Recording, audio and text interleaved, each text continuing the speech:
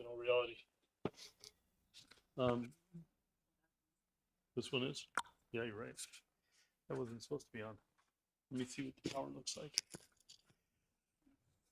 Oh, that's not good. The power is halfway. That should have been charging.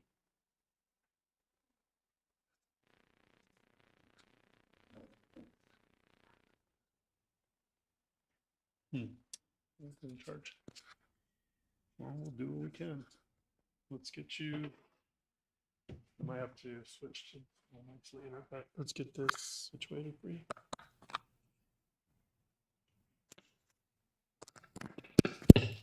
Wow. Yeah, just watch out.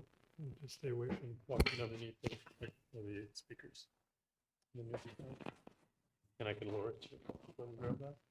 And then this is here. I'll just get this situated. Okay, let's get your mic too. Put you right here.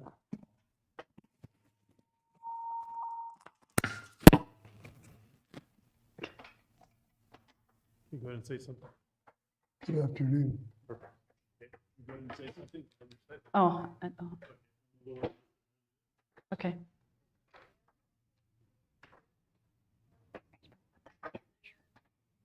I don't want this hanging. It's like At that. the end of the day, just a reminder, we're going to ask you to debrief like we did this morning right after finished up at lunch. So just kind of keep that in mind.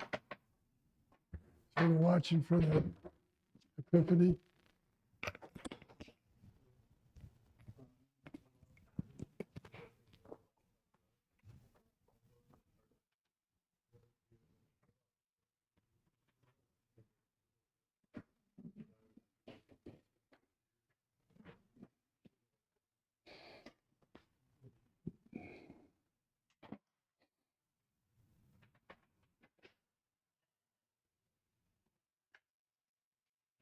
Chairs. Oh, I don't need to sit there. You're not going to sit there? Nope. Okay. Oh, because you can look at it up here. Mhm. Okay. You can have your seat.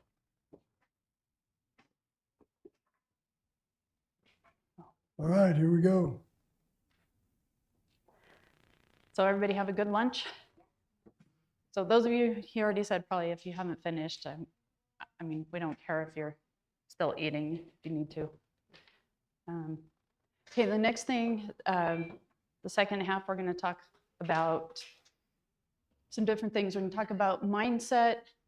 This segment will cover combat mindset, the mental color code of readiness, the 7 principles of personal defense, and avoiding criminals in dangerous situations. So combat mindset.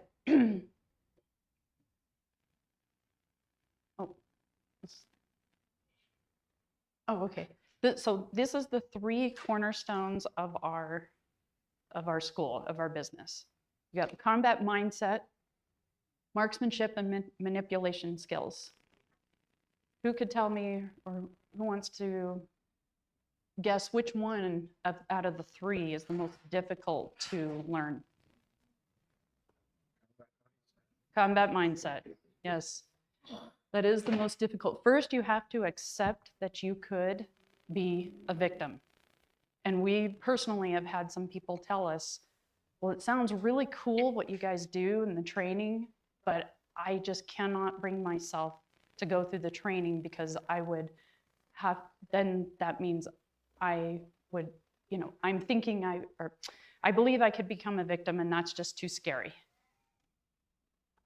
But think about how many people that probably do feel that way. It is and can be scary, but it's the reality. Any one of us can be a victim.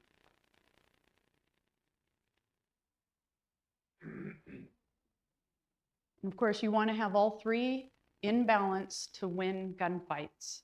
You could have the best marksmanship skills, the best weapon manipulation skills, you can be the fastest draw, but if you don't have what you need up here, the combat mindset and the mental just the mental preparation, you can easily still lose a fight.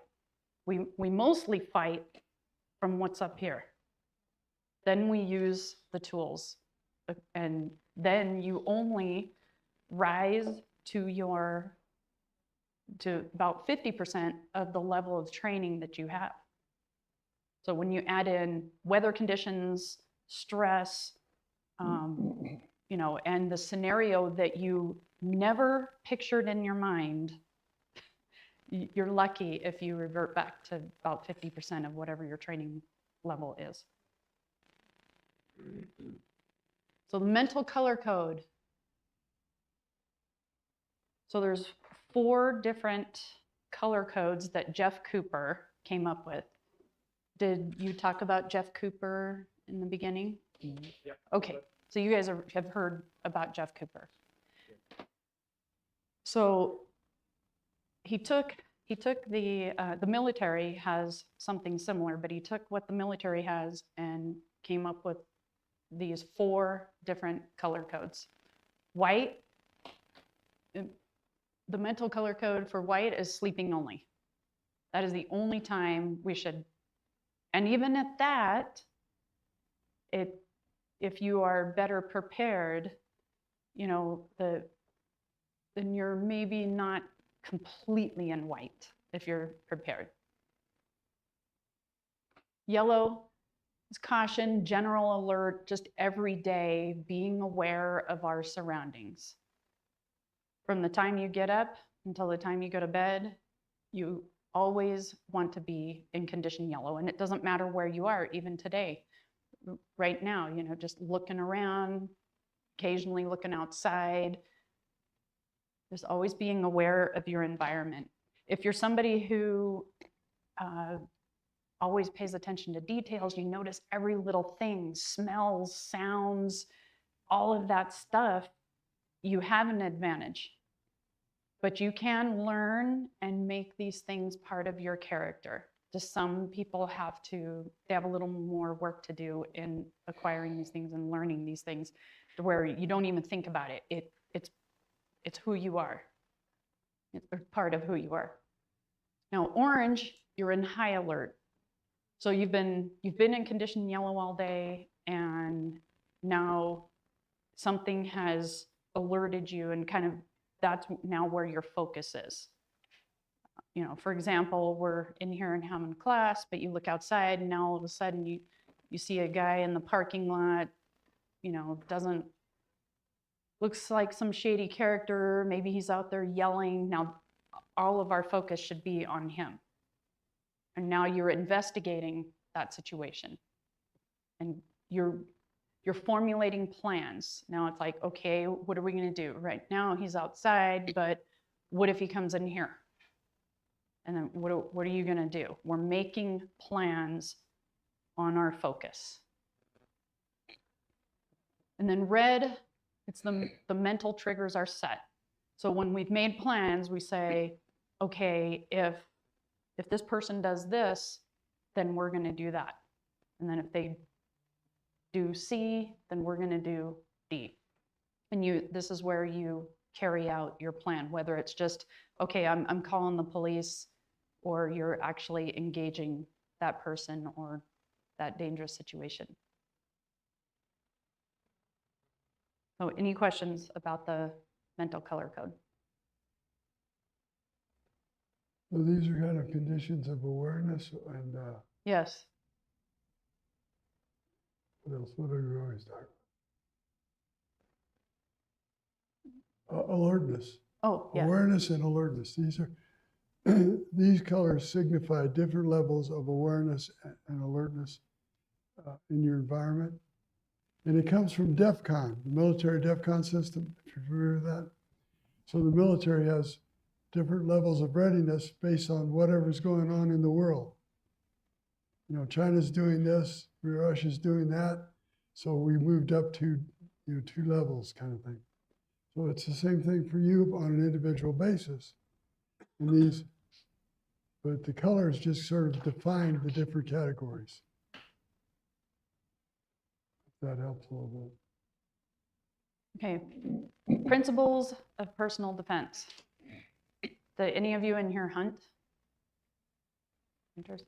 Okay, so Jeff Cooper, he also was a hunter, and he made up this pamphlet many years ago, and we really like it. There are 7 principles of personal defense. The first one is alertness. Your head is on a swivel and all senses are switched on. You're aware of your environment. It kind of goes with being in condition yellow. But when we're talking about principles of personal defense, first, you need to be alert. You need to be looking around and just completely aware of your surroundings. In front of you, behind you. In this, Jeff Cooper uses the buck, a deer, for alertness. This helps people sometimes too kind of remember the different principles of personal defense, because you can almost never sneak up on a deer unless you're cheating. But says, a commander may be forgiven for being defeated, but never for being surprised. Does that make sense? So you never want to allow yourself to be surprised. Alertness is, to some extent, an inherent personality trait, but it can be nonetheless be learned and improved. Know what is behind you and pay particular attention to anything out of place. The next one is decisiveness. Pre-incident decisions, decide and then follow through with your decision. This one he uses a tiger. So a tiger will sit there and watch the deer or the prey and make decisions. And once they make their decisions, they make it quickly and follow through with their decision. There is not time to ponder, quite possibly, or is quite possibly to perish. And we always talk about, let's see, I'm just deciding, we'll say, it's better, no, I'll save that one, never mind. So do not delay, be decisive. Third one is aggressiveness. Do not hold back, attack, and seize the offensive. He uses looks like a grizzly bear for this one. Be aggressive. A lot of times that right there, it surprises and can deter your attacker because they don't expect you to be aggressive. And then especially for women, that our attacker would not expect that if you were very aggressive. The best defense is a good offense. Could I add something? Yes. On decisiveness, when you see people in high stress situations performing perfectly, how does that happen? You see a pilot and loses 2 engines, things are going, got a fire going, and he's just doing things by the numbers, and everything's just right, and he gives himself and the people on that airplane the greatest possible chance of survival, doing everything just so by the book, like it should be done. How does that happen? Pre-event decision making. This is the key to decisive. The key to being decisive is to have worked this problem out already and resolved it. Now you just flip the switch. I know what to do. I've worked through this one before. Click, go. What makes you and allows you to be decisive in a high stress situation? Pre-event decision making. That's the key. And what most people do is they go over the one scenario that they imagine happening and go over it and over it. You have to, every time you're looking around, you have to imagine, like right now, you got to be thinking about, it's possible somebody could be coming through that door wanting to shoot everybody. Just putting that thought in your head, planting that seed, you're naturally already thinking about what you might do. So just everywhere you go, things that you're doing, or when you're driving, okay, if if this truck suddenly comes into my lane, what am I going to do? I mean, you have to, just when you're doing those things and when you're used to making decisions, you're at least going to be better prepared than to make your decision when you're just imagining scenarios. That's all. And it's not like you're in a panic, or it's just that kind of becomes part of what you do just every day to ensure your safety and ensure your survival. So some people think, wow, you must be under a lot of stress. I mean, that's stressful. That's like, you're being hypersensitive to everything. It's like, no, it's just more, that's what like police officers do. And I'm sure our soldiers do that. Just people that are firemen, when they're out there just driving around and handling things, you're just, I don't know, you're just trying to, the more you think of things that could happen, the better prepared you are. You're not so shocked when it does happen. So, does that make sense? You're not, maybe when you first think about doing it, it's like, it's kind of scary, but it's almost just a game you're playing, but it doesn't take much effort to do it. After a while, it becomes a habit. All right, the next one is speed. Most attacks will be decided in 2 to 3 seconds. Do not hesitate. And he uses a cheetah for this one. Speed is the absolute essence of any form of combat, from a fencing match to a 6-day war. Whatever you're going to do it now. And let me know too if you have anything to add to any of these, Ron or Larry. Yeah, whatever decision you make, just go with it. It's better to act on a B decision than hesitate for that A decision that you're trying to make. If I could, General Patton said, a good plan initiated now with aggression is better than a perfect plan tomorrow. A lot of truth in that, a lot of wisdom.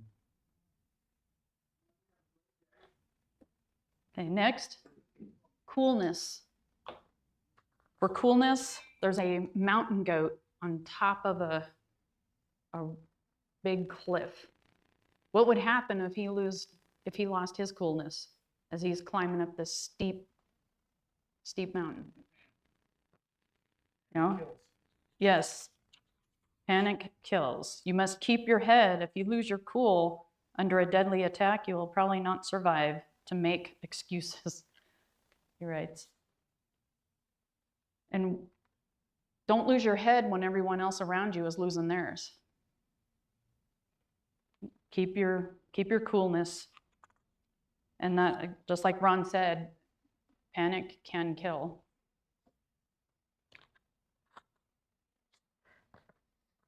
Next, ruthlessness. Oops, this one. Yes, okay, I see. All right, surprise, that's fine.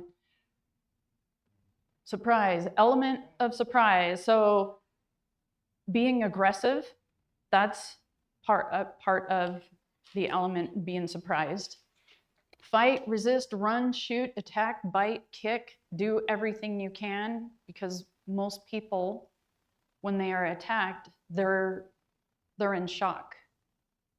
So when you are actually fighting back in all the ways that you know how and can think of, that right there is an element of surprise.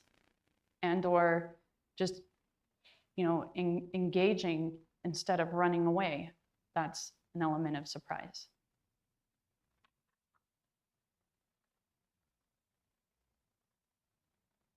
Now, ruthlessness, the most difficult principle to understand and to cultivate. You must ensure your survival. So police officers, there's a real fine line that it's real easy to cross in one way or the other. Not be ruthless enough and get yourself killed, or go beyond ruthlessness and go to jail, go to prison. So, and this is definitely one of those, we don't do any what ifs, because you change one thing and that could determine, even as a civilian, you get yourself killed or you go to prison. And this one, he uses a wolf for ruthlessness. So that also, when Larry talked about the officer being killed by the suspect who later died also, he wasn't ruthless enough. And you in a shooting situation, for example, you shoot to stop.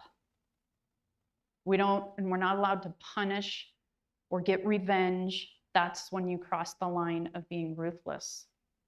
But when you talk to people and being ruthless, that's what they think it is, and it's not.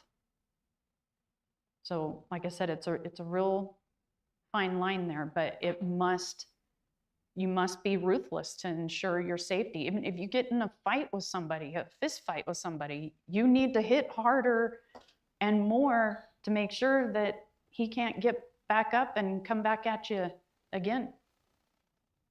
So this doesn't always involve death, but whatever it is that you are trying to ensure your safety, you have to make sure that they can't come back at you.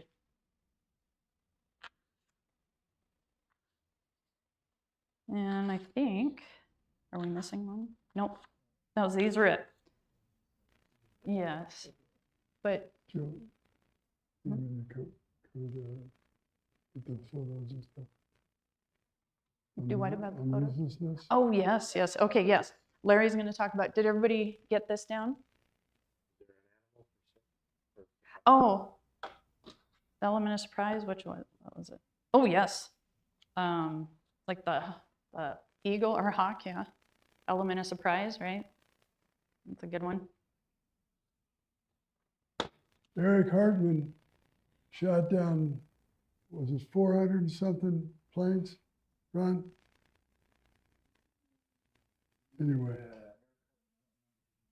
Anyway, one thing he said, they never knew I was in the same sky.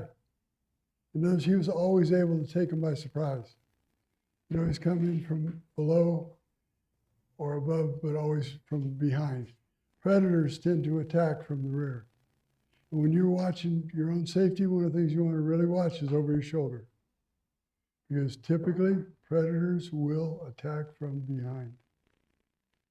Now, a couple of the slides here. Oh, and here, we must take advantage of the exploitation phase of combat. Larry is going to talk about this picture right here. Some of you probably know what this is a picture of. This is the Iraqi army leaving Kuwait. This is called the Highway of Death. Our mission in that war was to get them to leave Kuwait. That was our job. That was the military's mission. And so what they did is they gathered up every motor vehicle in Kuwait, in the country of Kuwait, made a giant motorcade, put all their troops in them, and started driving back to Iraq. Now, they didn't get very far. There's another picture following this, as you can see. It goes for miles and miles and miles, hundreds and hundreds of cars. And we killed them. We slaughtered them. And when the Air Force Chief of Staff was briefing us out to the news media, one reporter says, "But General, they were leaving. That was the mission. Wasn't this an excessive use of force?" And he said, "This is called the exploitation phase of combat. When we got them on the ropes and they were leaving, we could have waited till they got back into Iraq, dug in, and then see how many of our troops they could kill from that point forward. No, we had them on the ropes and we exploited that advantage. That's how it's done. And it's the same thing in a fight. You're fighting for your life and you finally find an advantage, exploit it. You knock him down, make sure he doesn't get up. Make sure you won the fight. But- Ruthlessness really means make sure you won the fight. Don't give your opponent a chance to regroup and come at you again. If you're ahead, a couple knees to the face or whatever it takes, just make sure that that threat's gone. Just That's here- ruthless. That is the definition of ruthless.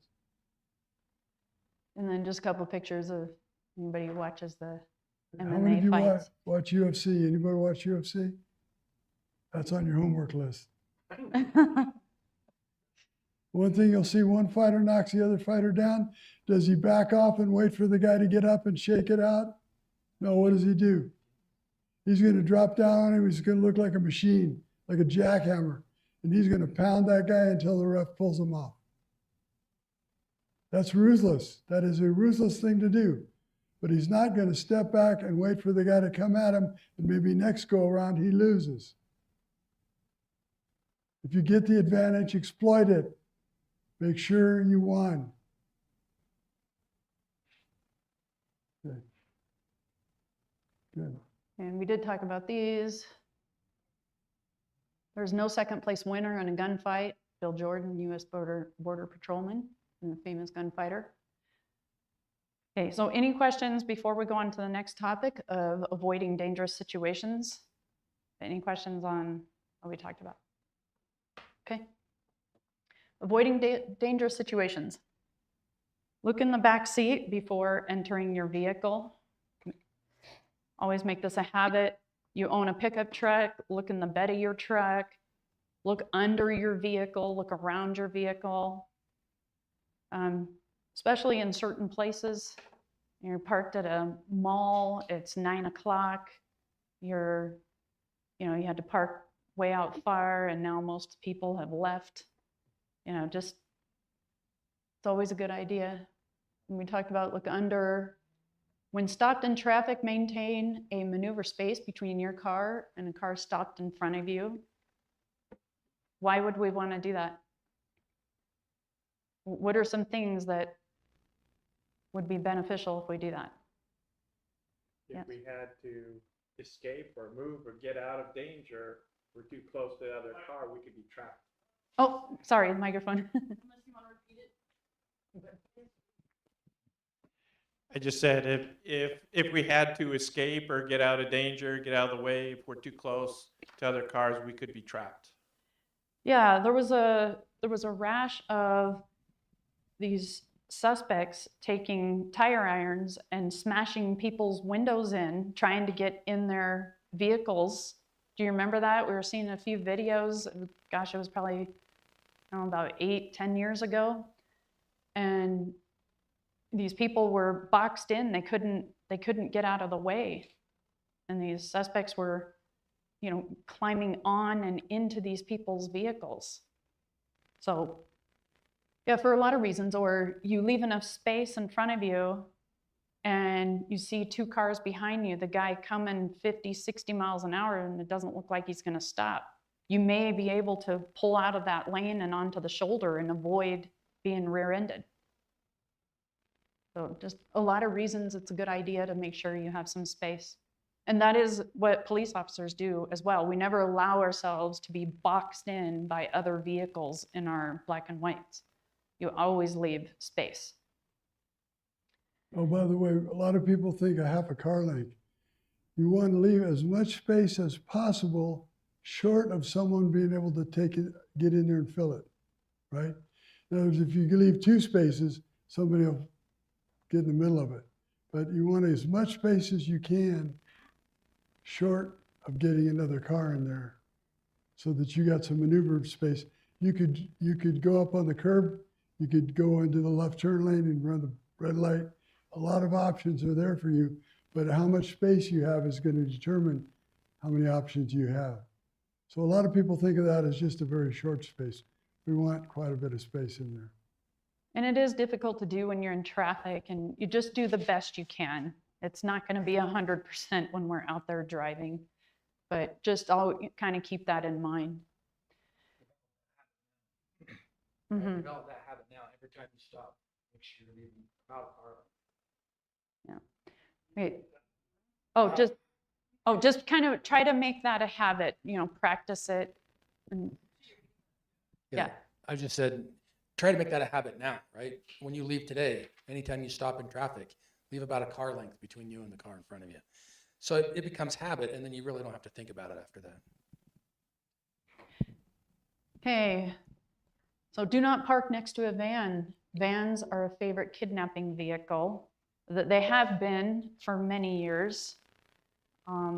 There's other vehicles, but pretty much vans, I don't know, they kind of have a stigma, and they have been, like I said, used. I mean, we might need to update that picture, but I still see vans like that driving around. But we're not talking about the minivan that the moms, have a bunch of kids, and Soccer mom. it's these kind of vans that are where they have the sliding door on the side. A lot of them don't have windows, but especially ladies. But all of this stuff is for men as well. Ladies are not the only victims, but as women, we are already used to this kind of stuff. We've been told from the time we're, little girls, we need to be extra careful with things like this. And then especially once we start driving, our parents are drilling into us, a lot of these things I'm going to talk about right now. But it's just smart not to park next to a van. And Larry has a good story that he usually tells, if you want to share that one. If you insist. It's a good one. Well, it's a good one. No, it's really unfortunate. Young lady had been through this class,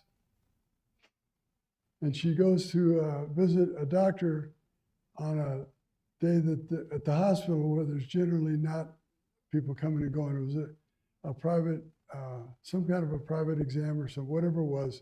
There's nobody in the lot. So she pulls in the lot, and there's not one car in the parking lot. So she parks, goes inside, does her appointment, comes out, and there's a van parked next. She's in the middle of the parking lot with 100 spaces around her, and the van parked right next to her car. What should she have done? Go back in the building, call the police, see if they have security there, do something. She just went out and tried to get in the van. They took her. She had a pistol in her purse too, which is unusual in California. And they got that. That's just, you think it's common sense. Why would the one car in the entire parking lot be right next to yours, and a van no less? That's just got thuggery all over it. We have to be smarter than that. So one thing, unfortunately, in today's society, and it's for many years now, we're taught you don't want to offend anyone. You don't want to single anyone out. You don't want to, you don't want to be a racist or all those things. And it's like, no, we were given our senses for a reason. There's a reason why the hair on the back of your neck stands up and on your arms. There's reasons we get these feelings that are, make us uncomfortable. Those are to help us survive. We need to listen to those instead of listening to the news where, you can't single anybody out or anything out. But I don't want to offend anybody, but when it comes to ensuring my safety, I'm sorry, I don't care about that. If somebody's offended, too bad. I want to survive. I want to go home to my family. So a lot of times when we would take reports from victims, they would tell us, well, yeah, I felt uncomfortable, but, and I noticed this red flag, but, it's just, they keep dismissing all the things that are telling them that they need to be aware, they need to be careful. And so it just, like I said, we don't realize it, but, when we hear about stuff, it's just, there's always that kind of underlying message. Don't offend anyone. Don't single anyone out. So the vehicle checklist. Garages, driveways, parking lots, gas stations, or stopped in traffic. These are all dangerous places frequently used by armed robbers, carjackers, and kidnappers. Remember what I just said a minute ago about there was these rash of these, well, carjackings and where these suspects, and there was cars all around. They would do it, you're stopped at a stoplight and they just come smashing your back window, climb in your car, pull you out. So, and especially nowadays too, carjackers have figured out most of our cars, as soon as we put it in drive, they automatically lock. All the doors automatically lock. 15, 20 years ago, they didn't. And it was easy. Most people didn't think to lock their car. I was taught, as soon as you get in your car, lock all the doors. Before you even turn on the car, you can lock the doors. But so now think of, if you're a carjacker, you're gonna have to up your game. You're gonna have to think of a different plan. Most people's car doors are locked. So you're gonna smash in their windows and try to get in their cars that way. Your vehicle is the number 3 place where most people spend time, at home, at work, or driving. We use a checklist to remind ourselves to be careful and safe in and around our vehicles. Yes. Just a comment. A neighbor of my parents forgot something at home. We're gone. They just came in, pulled in their garage to go in the house to get one thing, come back out. When they came back out, somebody had gotten in their car and stole their purse. And so there's that short amount of time. Yes. Yeah, I'm always assume that somebody's watching you. And just be aware of that. Obviously, somebody was watching them. Somebody was close by. Most of these criminals, it's criminal of opportunity, or they commit crime of opportunity. They see the moment and they just decide they're going to do it. Some criminals will stake people out or places, but a lot of people, it's, they're criminal by nature, and they'll just be like, hey, I see the Joneses left their car on in the garage. I'm a thug. I'm just going to go in and take the purse. Why not? There's my opportunity. You know how long the average burglar spends inside a house? Less than 2 minutes. He's got one type of property he's looking for. He goes right there, and either it's there or it's not, and he's out. Crime doesn't take a long time necessarily. Always back into your garage or driveway. Why would we suggest that? Yes. Speedy getaway. Oh, speed getaway. Speedy getaway. If you need to get in your vehicle and pull out, and you do better line of sight. Yeah, there's the safety side also. As you're backing out of your garage and in your driveway, you worry about neighborhood kids, dogs walking up down the street. It's a lot easier to see when you're just pulling straight out, head out, you can see what's in front of you. But the other reason is when you're backing in the garage, and a lot of these, during the day, but even more so at night, when you're backing into your garage, you can see if somebody was trying to follow you into your garage. If you pull forward into your garage, you're looking to see what's in front of you, and you're not going to see that suspect slip into your garage. And then usually, as soon as we turn off our cars, we hit the garage door button and close it behind us, right? So, it'd be really easy for somebody to sneak in and, pull a gun on you, victimize you, whatever, in your garage. Now, your neighbor's not even going to see, nobody's going to really notice anything. So that's one reason also. Just get in the habit of, like I said, you got the safety side. It is safer than driving out of your driveway instead of backing up out of your driveway. But as you're coming home, you can see everything if you're backing in. Steve, Yes. another thing to keep in mind is if you are armed, prepared to defend yourself, where does a policeman approach a car? From over here. Why? Because this is tough. Notice if you go in nose first and you see that a car stops at the curb, a couple guys bail out and they're running up to your vehicle with guns and you're trying to do this, this is really awkward. But if you backing in and you see them park, get out and they're coming at you from the front, this is going to be a lot easier to defend yourself from. And you're more likely to see them coming.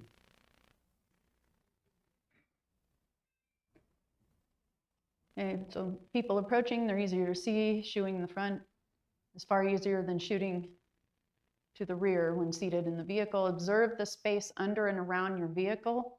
Lock your car doors the moment you enter, which now, like I said, so what a lot of us do these days, we get in the car and before we turn it on, we sit there and, you know, tell our spouse, hey, I'm leaving Walmart, be home soon. You know, we sit in our car and we're looking down on our phone and we're usually texting somebody or we're checking a message before we drive. So it's really important to lock the doors as soon as you get in your car if you're going to do that. But even when you do so, instead of having your phone down where you're looking down and you have no peripheral vision, at least try to do it here where you can still see and get in the habit of looking around. You're on your phone, but look around because you're vulnerable just sitting in the car. As police officers, that's a huge no-no. We don't sit in our cars and write reports. We don't sit in the car and do anything. If that car stopped for some reason, you're out of the car the best you can. We don't just sit in our cars.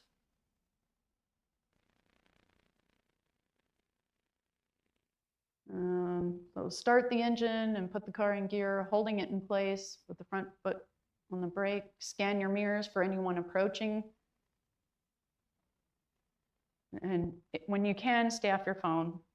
So sometimes what I do is when after I checked out at Costco, for example, you know, I'll text saying leaving Costco now, then I go out, put the groceries in, and then just take off. Especially at night, I try to do stuff like that instead of waiting and just sitting in my car. Oh yes, and this is probably habit, but I'm sure a lot of people, you get in your car and before you even text, you get in, put the seatbelt on, and then grab your phone and you start texting. How vulnerable are you now? You know, it's just one more thing, you're strapped in. It's just not a good idea. Put your seatbelt on when you're ready to take off. Yeah, let me see. Yes. When we're working black and white patrol, driving around residential streets, 25 miles an hour, parking lots and stuff, we don't wear seatbelts. We get out on the highway, sure, we put them on. But what we want is not to be trapped in that car. If we get ambushed or something happens, we want to be able to get out. We don't want to have to deal with that seatbelt. There are ways to get out of a seatbelt tactically, and we do teach that in our vehicle class. But for example, let's say I'm shopping at this shopping center right here. I go out, I get my car, and I'm driving around the parking lot, and I haven't got to the road yet. I'm not putting a seatbelt on. You got pedestrians standing right next to you, people that could be in a position to take advantage. So when my front wheels are about to hit the road, put the seatbelt on. That's just, I'm not saying you should do that. I'm just saying that's what I do. That's just a habit I have from law enforcement. Well, and one thing to think about, you know, if you haven't had the training of how to tactically undo a seatbelt and get out of a seatbelt, if you're carrying a seatbelt could easily get hung up on your gear, and you don't want that to happen. So, especially with police officers, you got all that stuff. So, yeah. To that point, you skipped over one of the bullet points about adjusting your clothing so you have access to your pistols on the previous slide. Oh, yes, yes.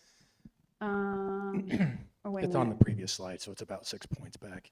Oh, okay. Just go ahead and then mention it if you It's want. just Then. when Sorry, you I missed that. Yeah, when you sit down in the car, make sure that you can get to your pistol, right? If your holster is here, you don't want to cover it up and have it Oh. your shirt tied down.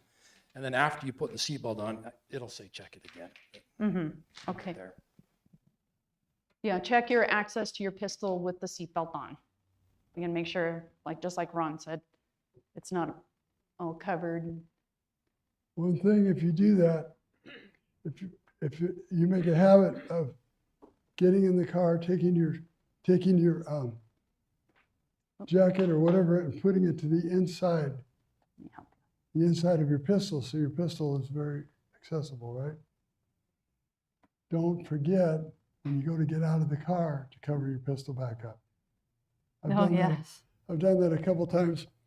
I went in to return some lumber at Home Depot, which normally they don't take it back. So anyway, and I had forgotten to untuck my shirt and put it back over my pistol when I got there.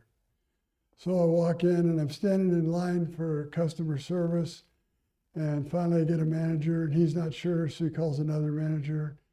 They're going back and forth and we're talking. Finally he says, yeah, give me your credit card and I'll put it back. I'll put the money back on your card. And I reach back and what did I feel? A full-size stainless steel Colt 45 automatic 1911 pistol, just hanging out in the breeze. So I, oh goodness, and I covered up with my shirt real fast and I said, gentlemen, I hope nobody was concerned. I said, I'm a retired police officer. I hope my pistol didn't scare you. And then you know what, everybody, there was 2 managers and 2 other employees, 4 people, and they all said, you know what, every one of them said, what pistol? Now here in Utah, this wasn't Not California. one person even noticed it. And that's what people get really worried about. Oh, I can't wear this holster and this shirt because look, there's a little bump over here. Guy's looking right there at my 45 and doesn't see it. I'm worried about a bump on my shirt. I think we worry too much about small things. Anyway, don't forget to cover it back up. You don't get in an embarrassing situation. Yeah. Okay, learn how to get out of your seatbelt tactically. Plan to use your vehicle as a weapon if necessary. Now, this is really hard because from the time we all start driving, what are we taught to do? Don't rear end anybody, right? Don't run anybody over. So, but sometimes you might need to use, if you are trapped in your vehicle, it is okay to use your vehicle as a weapon if you need to. And so that's something, if you don't at least plant the seeds, if you don't think about these things, you will not rise to the occasion and become brilliant and decide and think of these things on your own. You're just, most likely, it's not going to happen that way. But if you have thought about it, you've talked about it, you know, maybe had some training, it will be there for you when you need it and if you need it. Do you have something to add to that, Ron? Just a point of clarity, deadly force is deadly force, whether it's a vehicle, a firearm, whatever. So if it's appropriate to utilize deadly force and the vehicle is your best option, it's an option. Yes. Yeah, that's how the law's supposed to work. In other words, if you could legally shoot this guy, you could legally run him over. That's how it's supposed to work. It doesn't always, but that's. Yeah, we're not saying go out there and run people over. See, we have one policy at LAPD. We have one policy when you can use deadly force, and it doesn't matter if you're a SWAT sniper, a patrol officer with a handgun, or you're an officer running somebody down with a car. The justifications are the same. If their actions based on the totality of circumstances justify the use of deadly force according to the penal code, whether that deadly force comes from your car or your 9mm shouldn't matter. Did you have a question or a comment? I was just going to ask, in a situation like that, you know, if you use your car, deadly force, and the opposition after says, you aren't ever in danger because you're in your car, you're safe. So I just wonder, you know, what's the answer to that? If the guy's pointing an AK-47 at you, the fact you're in your car is almost irrelevant. It's going to be based on what? The totality of the circumstances. Yeah. So would a reasonable person look at all those circumstances and believe that you were reasonably in fear for your life? Or would a reasonable person say, we don't buy that? It's going to depend on the details. Good? Again, the phrase, the totality of the circumstances known to you. Okay, here's another one. If you think you're being followed, make 4 right turns. Why would we say that? They have to turn with you, and what happens after that 4th turn? You're back where you started, right? How likely is it that the person following you needs to be in that same spot where you just came from? You know, maybe you forgot something, but the likelihood that they forgot that thing too, If not somebody- likely. If somebody follows you through 4 right turns, they're following you. Yes. That's all. Yeah. If they're still behind you, they're following you. If you're being followed, do not drive to your home. Do not make that mistake. Don't drive to your home. Don't drive to your family member's home. What are some places that you would drive to? Police station? Yep. Where else? Maybe. Maybe, yeah. Police station, fire station, but the best is a police station if you can. Any place where there's a lot of people Mm-hmm. is better than nothing. Yes. Obviously, if somebody has decided to target you for some reason, you don't need to show them where you live so they can come back and victimize you later. Yeah. Usually police All right. Oh, did you have something to add to that? Okay. Now, when entering a room with a partially open door, why would you push the door all against the wall? Why? Yes, you may have somebody hiding behind the door, right? If you push it all the way, you wouldn't be able to do that if somebody's hiding. Then you would know, and then you would decide at that point, by the totality of the circumstances that you were given at that time, whether you would leave or pursue that person behind the door. Always look into a business before entering. Years ago, I worked at a couple different banks, and of course we had some codes. They had blinds on the windows, and when we had come to work, if the blinds were partially shut, we knew the bank was probably being robbed, and do not enter the bank. I mean, if you walked into, another reason you might want to look inside of a business, say if you're coming here to shop and you notice a couple people on the floor, would you want to walk in here?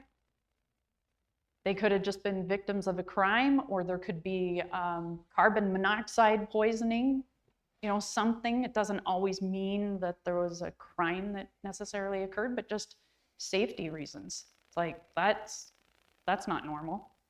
And do, you know, make a plan, do something. But just don't walk in and then make yourself an additional victim.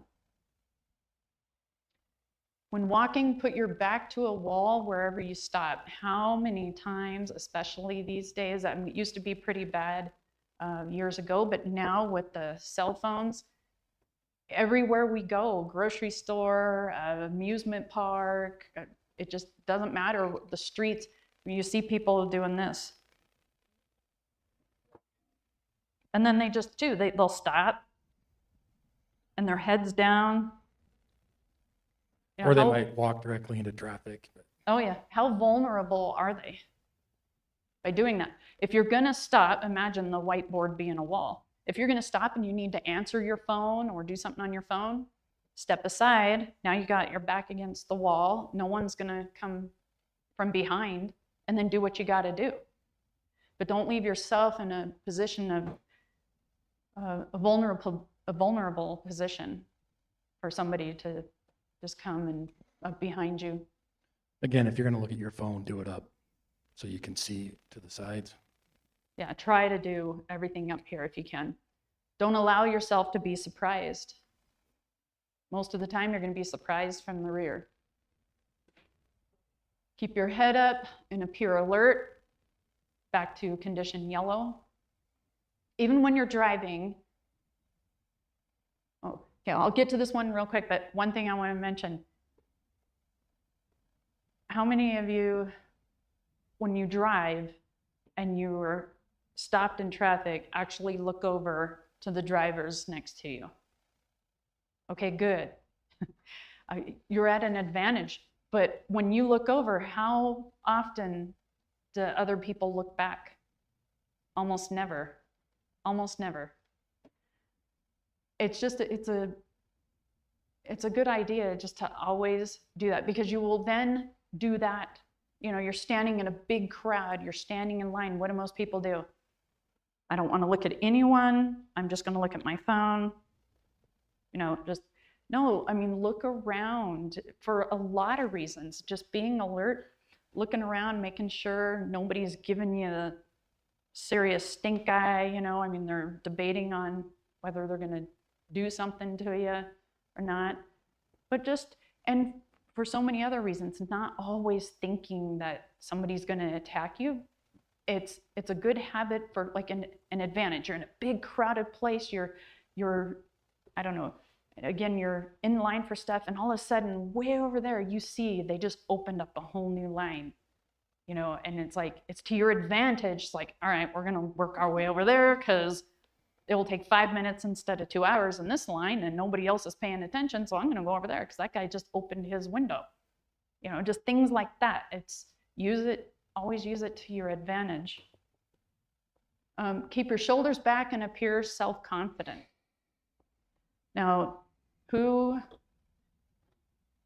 looks more vulnerable? You guys, for this purpose, you guys are all criminals thinking about what you're gonna do. So would you pick on this person or this person? Hey, how's it going? You know, victim A or victim B? Who looks more vulnerable? Who looks like prey? Who looks like they might not fight or even see you coming? Right? So just always walk with confidence. And again, for women, we're taught that, or, you know, most of us are. You know, just always look confident and not so vulnerable. And it's human nature. When you see somebody, sometimes I see somebody and I just think, they have no idea how vulnerable they are right now. And I mean, if I was some criminal, easy target. They have, you know, just by pure luck. I mean, if that's how they are most of the time, I mean, every day, just by pure luck, they're not victimized. Yeah, the criminals are going to perceive that as a weakness, and therefore you're more likely to be selected as a potential victim. Yes. And we always say, if you are prey, if you look like prey, you will be eaten. Constantly look around, keep your head on a swivel, look over your shoulder, check your six. Predators stalk the weak. There it is. If you look like prey, you will be eaten. And it's human nature. We're all kind people. But sometimes too, when you see somebody that is acting so meek and just so, I don't know, weak. Passive. Yeah, and so passive, it's like you want to take them and shake them. It's like, come on, you know, show more confidence. Don't be so, I don't know, don't make yourself look like prey. Yes, a comment over here. Just explain what it means to check your six. Oh, does anybody not know what it means? So behind you, it's like, check your six, check behind you. I'll go all the way around 12 o'clock. Yeah, it's Yeah, a navigational reference, right? Yeah, because you can see. 12 o'clock is straight ahead, right? 3 o'clock is to your right, 6 o'clock to your rear. So you're flying your Cessna over Los Angeles, and there's other traffic, and the guy says, check for traffic at 2 o'clock. So there's my 12, there's my 2, I'm looking for other aircraft. It's just a way of giving people a direction to look in. Yeah, so here what we're saying is, when you're, I go so far as to, if I'm way out in the parking lot, park my car, get out and start walking, I will stop at least once halfway to the store and just turn around and look behind me and make sure nobody's gaining on me. So what am I checking? I'm checking my 6. Follow? My 6 o'clock, 12 o'clock straight ahead, 6 o'clock's behind me, 3 o'clock here, 9 o'clock here. I'm checking my 6. Good? So if that's a new expression, you might want to hang on to it, because a lot of people in this industry use the same system. And did you have a question or comment? No, I just say we always check, when you check your 6, you go around the circle. So you go through 3 and through 9. You don't go one way and then back the same way. Good point. Okay. Do not enter an elevator with a suspicious person. Now, we don't want to offend anybody, right?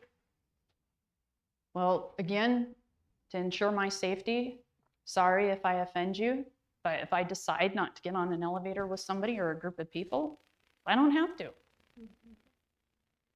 And I won't. One thing you can do, the elevator door is open, you don't like the looks of some of the people in there, and they say, are you getting on? You say, are you going up or down? They say, we're going up. You say, oh, I'm going down. You know, and I mean, I've done stuff like that, even because, again, the people can be perfectly innocent, but for whatever reason, I'm feeling a little uncomfortable. So, like, oh, no, thanks. I'll get the next one, or whatever it is. Trust your instinctive fears. Before we get to that one really quick, Larry has another really good story about the elevator. I really like this one because he's in it. Forgot about this. So yeah, I like when you tell this story, and people, you know what, we tell these stories. Why would we do that? Yes. For experience, to learn from your experiences. Well, to learn from the experiences and to help you remember the things we're discussing. You that make remember the sense? story, then you remember the point. Yes. So that's why we do try to you know, insert as many of these real life situations / stories as we can to help you remember these points. So I'm teaching a class in a hotel. And somebody's supposed to open this room for me, this office meeting room, and nobody's there, nobody's opening it.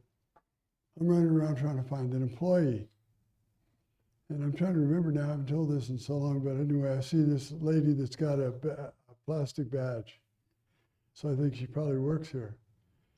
So she's getting on the elevator, which is where my room is going to be, up the same elevator. So I'm running over trying to catch up with her and see if and check her badge. So I'm running up, you know, this like that. She's terrified, you know. So anyway, she runs, she gets out, jumps out of the elevator and runs away. So I saw her a little while later and I said, I want to congratulate you. I'm a police officer. I showed her my ID. And I said, you handled that situation really well. You know, you didn't get yourself trapped in the elevator. You were cautious, you were suspicious. That's good, that's how you stay safe. So that was a little. Anyways, yeah, coming back, because this was many years ago when he was like a lot bigger and stuff. Before I had that operation where they take all the muscles out of your body. Yeah, after a certain age, it happens to all of us. So, but it's just that I can only imagine that situation. You know, she's like, but you really scared me. Oh, yeah. So, but yeah, so there's the elevator story. So don't get in the elevator. And even men, I mean, you see we have the Mongol biker gang here in Utah. They're really bad dudes. You might not want to get on the elevator with a couple Mongols. Might be nice guys, but I don't know, you might want to take the next one unless you're in a real big hurry. Do not run alone, especially if you're female and especially at night. How many times too we see on the news, and again, for a lot of reasons, not just, I know for this class we talk a lot about being a victim, but I also like to bring up other good reasons just every day. You don't want to run alone You fall, break your leg, and you're in these hills, and there's bobcats, there's bears. That's one reason you wouldn't want to do these things by yourself. When we hear on the news these people that go hiking by themselves, they're very experienced, but something happens, and now they're stuck out there for days by themselves. But also, in this particular situation, we've known a lot of women that they go and run by themselves, and it's just not smart. It's not safe, and it's not smart. But a lot of these things, or if you absolutely have to, if you're just running around your neighborhood by yourself, not a big deal. But at night, okay, that does raise the level of possibly becoming a victim. But if you must, then tell someone else where you're going to run, what your route is. And same thing, of course, with hiking. If you must go alone, then make sure you tell somebody exactly where you're going to go. And when you expect to be back. Exactly, and when you're expected to be back. And those are just smart things to do. All these little things to ensure our safety every day. Observe approaching vehicles by walking against traffic. And it is the law. Walk against traffic for many reasons. I mean, the obvious one, if you're thinking at a victim standpoint, you don't want to be walking along traffic because somebody could come in one of those vans. You know, most of the time too, people have some kind of headset on. You can't hear as well, and somebody can just pull you into the vehicle. But other reasons too, you want to walk against traffic, because in that case, if somebody was going to try to pull you into the vehicle, it's a little more difficult to do. And you're going to see them coming. You're going to see them pull over. And so you're going to already then decide, maybe make a right-hand turn, don't continue that route, whatever it is. But the other thing is, we've had several kids and people hit just by standing up on the curb.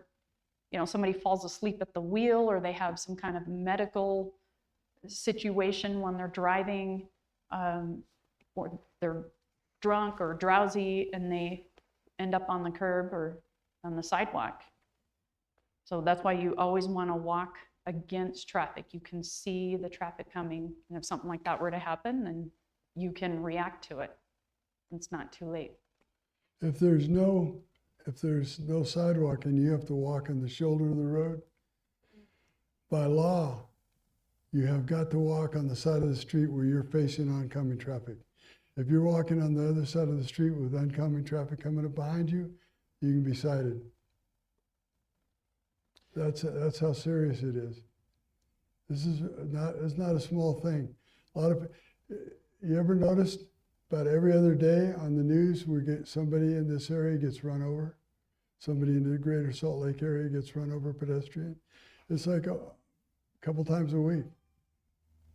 One of the reasons is you're walking with traffic coming up your butt, you don't see it. So if the guy jumps the curb, you got no chance to get away. You're not even going to know about it. You have a Walk question? against traffic. I was just going to say, I used to work in traffic control, and the number of times I'd be standing behind a stop sign or behind a line of traffic cones, and people would just run the signs over, run traffic cones over. No one's paying attention when they drive. Yes, thank you.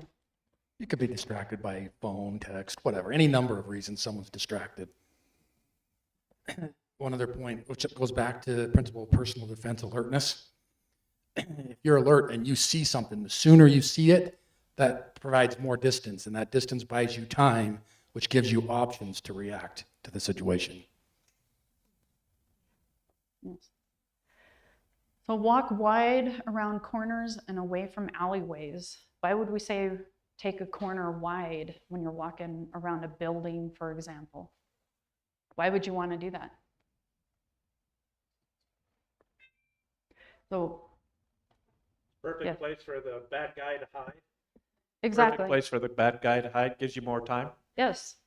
So if this is part of the building, oops, and I see somebody coming down there, and I'm a bad guy, they're not going to be able to see me until they're right here. 'Cause I'm hiding right here, and I got them. As opposed to if this is the building and somebody's hiding behind there and I'm walking wide, I can see them already and we have distance. And just like Ron said, that buys me a little more time to decide what I want to do. And also, he can't grab me. There's already that distance. But I can see him sooner, and you want to always create that distance.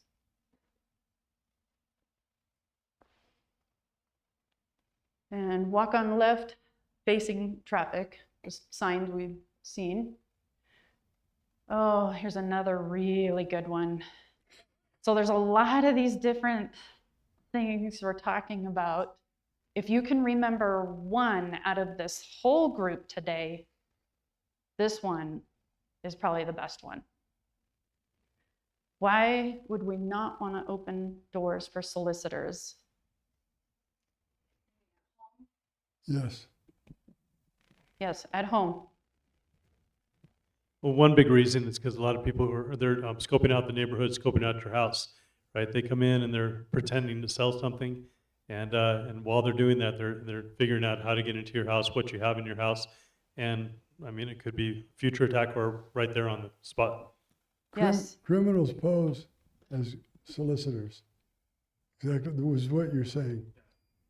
That's right. Yes, absolutely. And honestly, I mean, nowadays we have the internet, we have Amazon, every store practically you can order from. We don't need anyone coming to our home selling us stuff.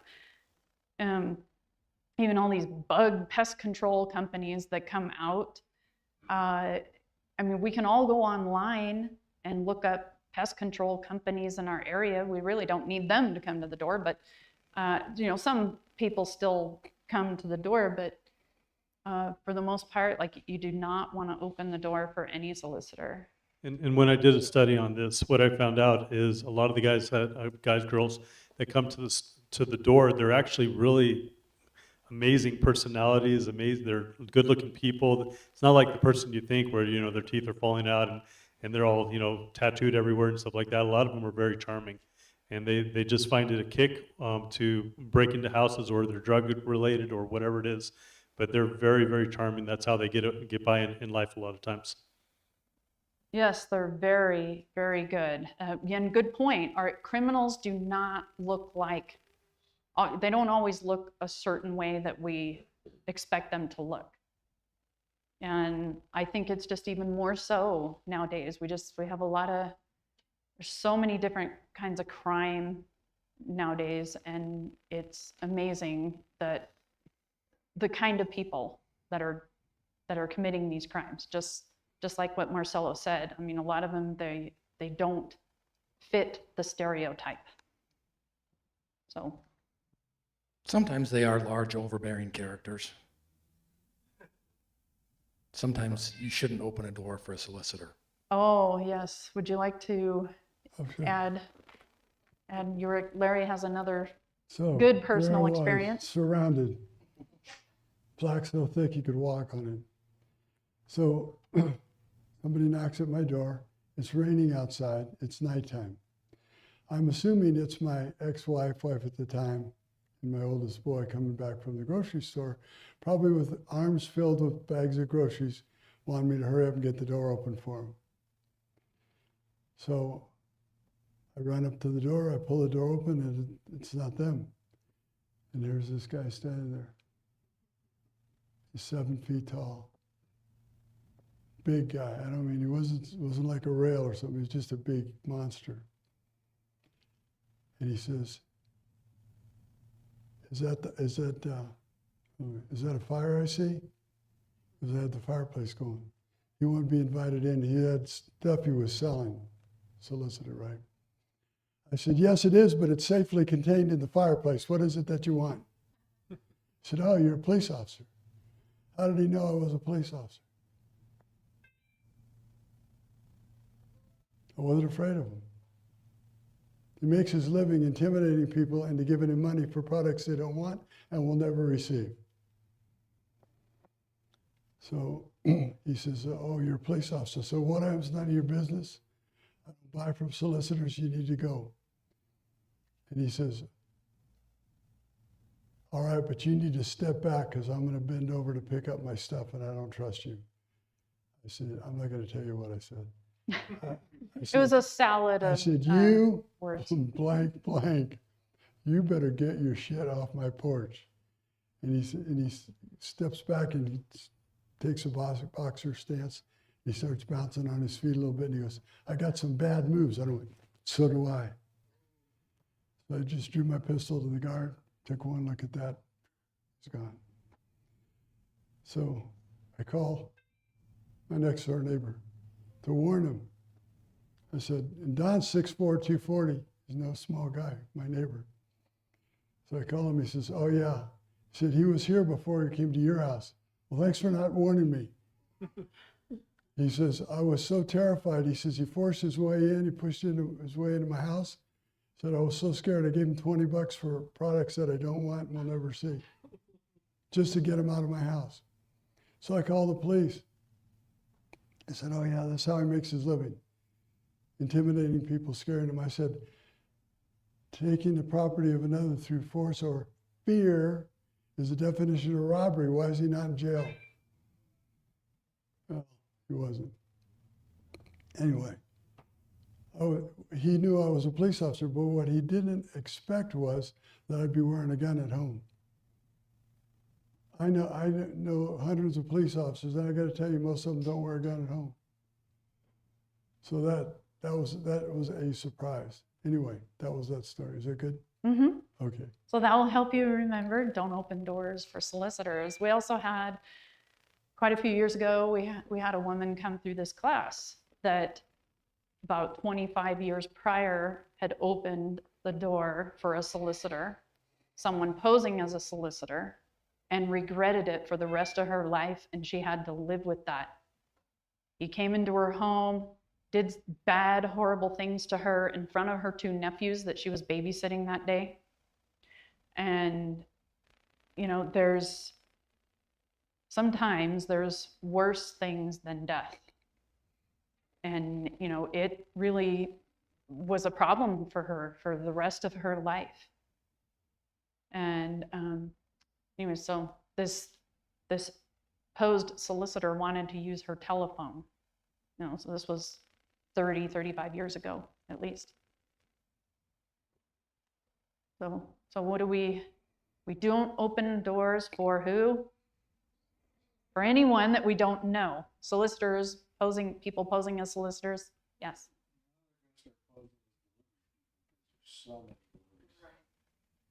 Yes, They pose as delivery people. yes, a good point. That's just, we have to always be thinking ahead. That's, you know, there's so much crime that occurs over the phone, over the internet, and still, yeah, they're always, there's no shortage of criminals, and they're always thinking of new ways to victimize people. So we already talked about that. Burglars, robbers, rapists often pose as solicitors. Always use a peephole or window to observe whoever is at the door. We also have a glass storm door that's locked. So, I mean, even when, I mean, we'll know, like, if it's anybody, of course, in the neighborhood, you open the door, but we look, we see who it is before we open the door. And at least too, with the glass storm door, you have that just a little extra security. And you can hear them through the storm door. So we don't even need to open that most of the time. Do not use urinals in public restrooms. You get that, ladies? Listen carefully. I know, here's one for the men. I mean, all these others are also for the men, but typically when we do this segment in our training, a lot of times when we start it, men are like, okay, yeah, this is for the ladies. This is for the ladies. This is for everybody. But this one in particular, it's like, what? I mean, your whole life you've been doing that, right? That's what they have in men's bathrooms, and they might have 1 or 2 stalls maybe. But there's a lot of reasons if you can help it. And we don't mean don't use the urinals in a church bathroom. Don't, you know, there's places where we're pretty safe, but it's more you're at the Eccles Theater or Stadium, whatever. You're at these big places. You might not want to use the urinal. All different kinds of people are there. We have a question or comment? Yeah, I was just thinking maybe if you enter a restroom, a public place, and maybe it's in the evening, but nobody else is in there, especially, but maybe not use a urinal. I could tell you a story just like that. Yes. Didn't turn out well. They were, the two-man team was waiting for someone to enter and then trapped them. Public restrooms are dangerous. One of the details I worked was public restrooms at MacArthur Park in Los Angeles. In other words, we had so much crime in these restrooms that we had details assigned just to work inside these restrooms. And we were taking people out of there for everything you could imagine. We wouldn't let our, why are you seeing Wyatt? He's over there. He's 10 years old and he's a black belt. There's no way in hell we would let him go into a public restroom by himself. And again, this is a personal choice. As parents, there he is.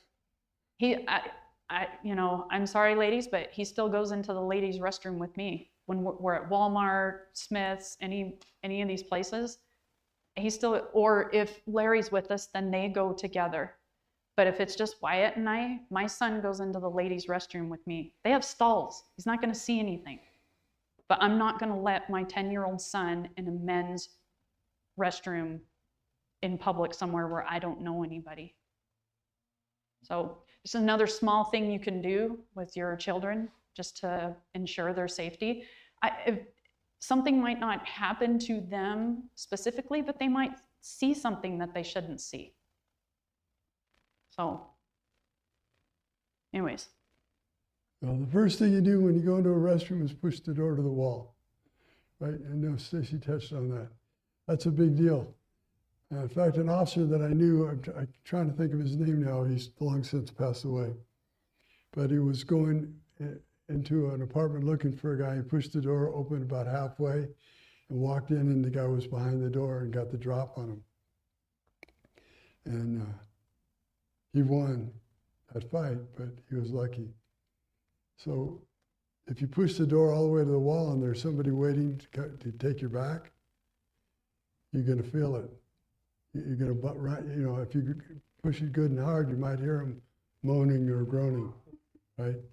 But just push that door against the wall, and if somebody's there, you'll know, back out, because they're there for a reason. So that's the first thing. The second thing you do is wait for a stall if you possibly can. Now, sometimes, let's say it's a movie, you're in a movie and it's halftime at the movies, right? And the bathroom is packed. And you're standing in line one, you know, nobody's likely to be committing crimes in that situation. There's just too many people there. It's probably okay. But generally speaking, don't use the urinals. So you think about it. When you use the urinal, what are you looking at? The wall right there. Who's watching your back? Nobody. And if you stood there at the urinal with your head on a swivel looking all around to make sure you were safe, well, what are people going to think? What's that pervert up to? So you won't do it. You won't do it. So just stay the hell out of there. Just wait for a stall. I've been doing that my whole life.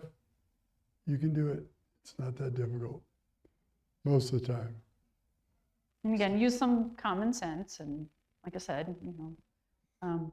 Obviously, if somebody You'll- tries to attack you in that circumstance, they're going to have to show their cards trying to break open the door. Yeah, somebody knows you're in there and they're trying to get in, prepare to fight. They're trying to force their way in and they know you're there. Yeah, the fight's on. Okay, Entering a dark location, stand off to one side of the door and allow for your eyes to adjust to the dark. So sometimes especially here with the snow and the winters, a lot of businesses will have 2 sets of doors. And this is more if you're going to a nightclub or, yeah, restaurant. even a restaurant, but just always, and especially as we get older, it takes a little longer for our eyes to adjust to the darkness. And you don't want to walk into a dark place and get hit over the head with something and knocked out and then victimized in some way. So you always want to make sure you see. And again, another thing, like safety-wise, you don't want to walk into a place and trip over on something and fall on your face. Just always make sure you can see your environment.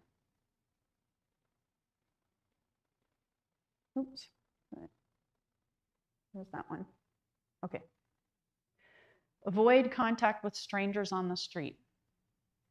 We tell our kids don't talk to strangers, but then for some reason, when they turn 18 years old, that rule doesn't apply anymore. We stop talking about it. We stop telling people that.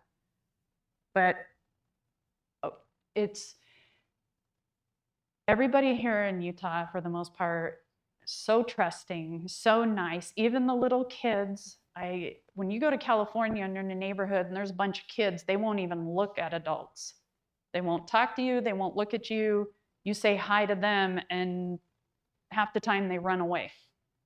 And here it's the opposite. And it was so nice and refreshing when we came here. People talk to each other, and they're just, we love that about Utah. But the downside is sometimes it can be a disadvantage to be a little too trusting. And I was just going to say at risk. You're increasing some risk. You're doing at risk. And then especially, we consider ourselves Utahns, but we do have a lot of people moving from California and some other states that's not as, I don't know what you'd call it, but it's not the same as it was 20 years ago here in Utah. You are getting kind of more mixed groups of people from all different walks of life. But when you're downtown, for example, and you're going to a basketball game, and you have to park pretty far away, just use your best judgment. Be aware. There's nothing wrong with saying hi to somebody or talking to a woman about her cute little baby while you guys are standing at the corner waiting to cross the street. We're not really talking about that. What we're talking about is somebody who comes right up to you and starts engaging in conversation, question, trying to distract you. And then maybe you don't see his buddy coming from behind who's about to clobber you one, and then they're going to take your stuff. They're going to take your phone. They're setting you up. So just be careful about how distracted you get talking with someone. I'm always aware of that. I don't really let someone ask me more than 1 or 2 questions. And it's kind of, you'll feel it. You'll sense it. Wow, this person's a little too nosy. I don't know this person and they're already asking me 3 or 4 questions. It's like, you need to just make sure you're assessing that whole situation and just not letting, because that's a tactic. They want to distract you, and then their partner is getting ready to do something else.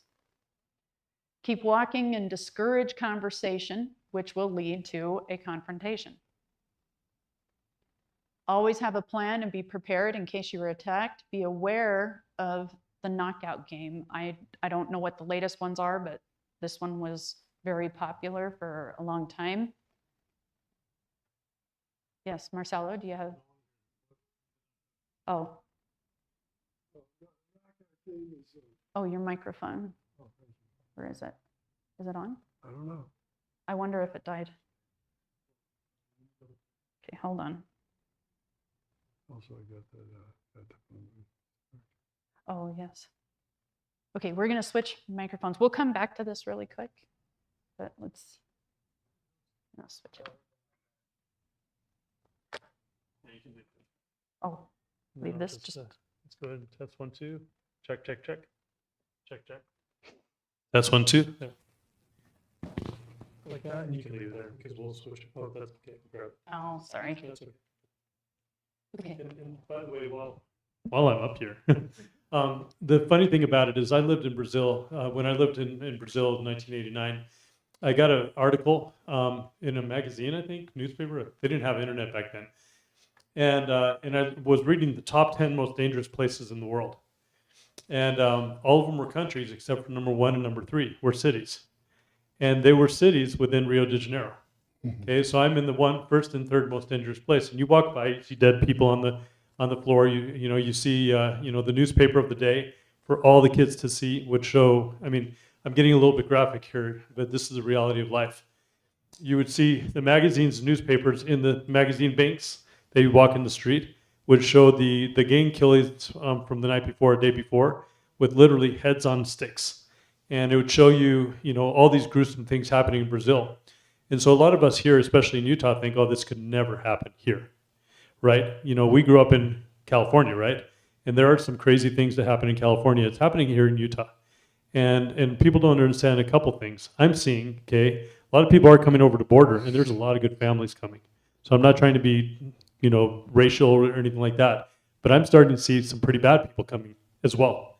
And I talked to some people who are working with the government housing that's being given to people who are coming over the border, and they're being given money, they're getting food, they're given housing, they're all this stuff. And I'm sitting there thinking, wow, this is interesting. Our country, where we're going, right? But there's some bad people coming. Number 2, the economy is getting worse. The more the economy gets worse, you're going to see crime go up. So everything we're talking about here, we think, well, it never happened to us. But it's going to happen if it keeps going the way it's going in our country, period. Okay? And so us learning it right now and getting into the mindset that's even possible will save us a lot of heartache later when we do have that stuff happening, which I believe is going to happen. Thank you. So, So you're going to talk about the knockout game. oh, yes. So mostly in the bigger cities, in the, what do they call them? Blue cities. Oh, yes, Anyway. blue cities. What it amounts to is these gangsters will walk around looking for a victim. They choose their victim, and they'll come up and try to knock them unconscious with one punch. That way, when they fall, they don't catch themselves. They hit the concrete with their head. And whoever can knock the person out the fastest, kind of thing, is winning the game. And several people have been killed from some of these, because again, they'll hit their head on the concrete, whatever, and succumb to the injuries. So that's been a problem for about 5 years now, but it was pretty big for about a year, and then it kind of tapered off. Then what we started to see was called the beatdown. So it was a similar kind of thing.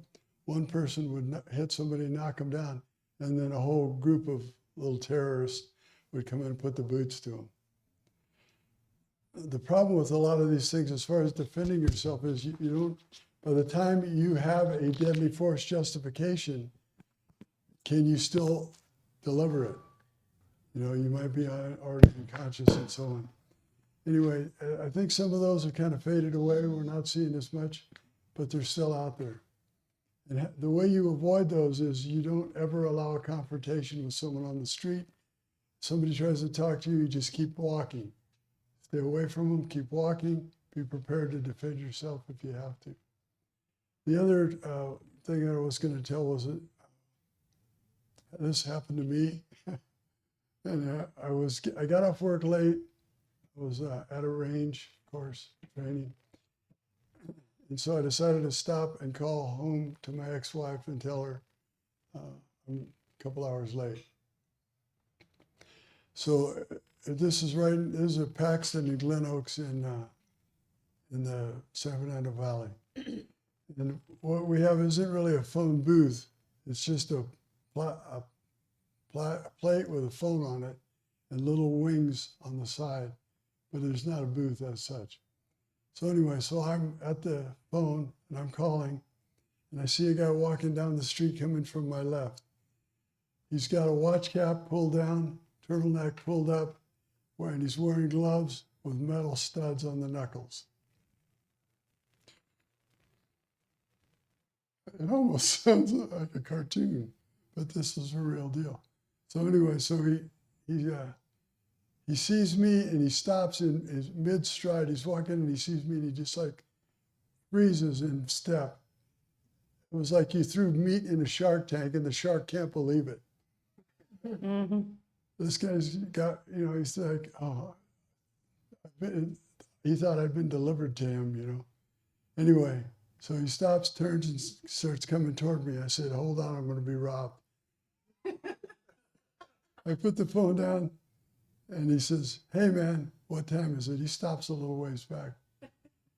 He said, a little bit, yeah, maybe about as far as the door. Anyway, he says, hey, man, what time is it? I said, it's about 10 o'clock. Now, see, the way a lot of these games work is you divert the person. It's a diversion. So they want you to look at your watch and knock you out. They will ask for directions, and you say, well, you go down here, and that's the last thing you remember.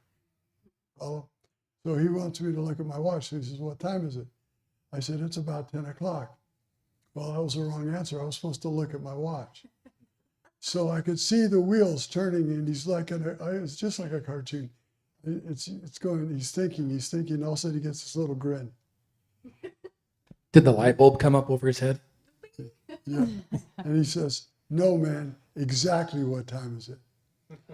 So at this point, I draw my pistol. Once again, I draw my pistol and I said, it's about 10 o'clock,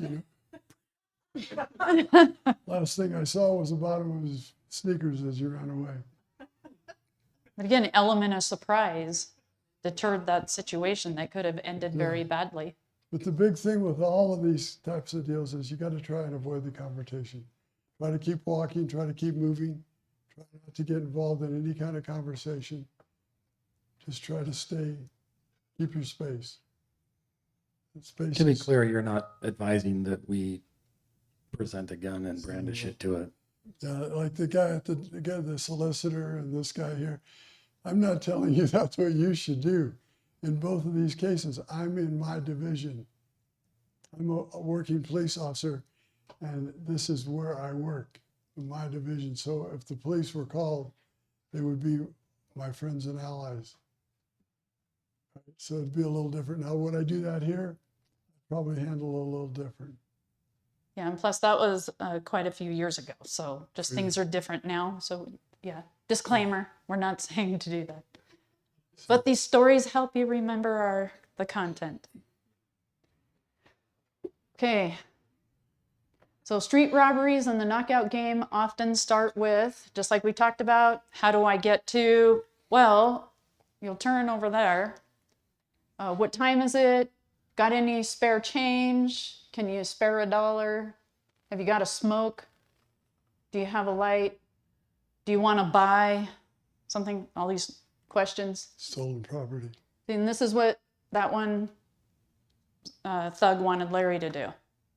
Look at his watch, and nowadays, same thing. It's like, oh, let me get my phone. Let me check the time. Same thing. Any spare change means Oh. put your hands in your pocket. How vulnerable are you when you stick your hands in your pocket? Yeah. Like how vulnerable are you right now? Or am I looking for change? Or let me see, even more vulnerable. So I was going to share a little story. It just happened. This is a story that happened about 3 or 4 weeks ago. That we were working on the warehouse. My father and I, or my father-in-law, no, stepfather, and I keep getting those. Father-in-law, stepfather. Okay, my wife. Anyways, it was probably 1, 2 in the morning, and we went to go get something to eat while we were working late. And we got to, we were outside of Denny's, and a guy comes up to my door, and he goes, "Hey, roll down the window." And I go, "What do you need?" Talking through the window, right? And he goes, I need to talk to you. And I'm like, you can talk to me through the window, you know? And he goes, can I get in your car? I was like, what? He goes, I'm cold, man. I'm really cold. Can I just sit in the back seat? I'm like, no. I said, there's a Denny's right there. Go inside. They won't let me in. I said, you're not going to get in my car. And he goes, well, can you just take me down to a couple neighborhoods down? I just need a ride. I'm like, nope, sorry. Like that. But it was really interesting because most people, you got to understand that there's different personality types. And if you don't understand your personality type, okay, I'm going to be a little bit strong if you don't mind, but you and my wife have a little bit of a white personality where you guys are peacekeepers, but you have very strong personalities. Like you will have a really strong opinion and sometimes keep it to yourself until it needs to come out. You've learned how to defend yourself in that, but there's so many people that are peacekeepers that will go into, what are they called when you have the sales guys and they timeshare presentations, right? They know if they can get a certain percentage of people, like 1/3 of the people who are peacekeepers, to sit down in that presentation, they'll say, hey, you should buy it, put a little pressure on them, and they can't say no. Does that make sense? So they're going to get people buying. And then after they say no, they hate themselves for it and buyer's remorse, but they don't have enough guts to call back and say, I want my money back. So they know if they can just shell out enough money for people to get in, they're going to get enough of those personality types, right? And so you need to be able to fight against your personality type sometimes and say, no, I'm not going to give in to this. I might have strong opinions, keep it to myself or all that, but that person is not getting in. So that person doing that, it's worked for him in the past. That's why he does in the present. And if he does it to enough people, somebody's going to open up their car. Does that make sense? So you got to understand, don't give into the pressure, even if you think, man, I just don't want to be mean to this guy. He looks like a nice guy. He's cold. Sorry, not going to happen. Make better life choices in the future. Okay, where we at? Okay. If you are armed, do not tell people that you are armed. Let them be surprised.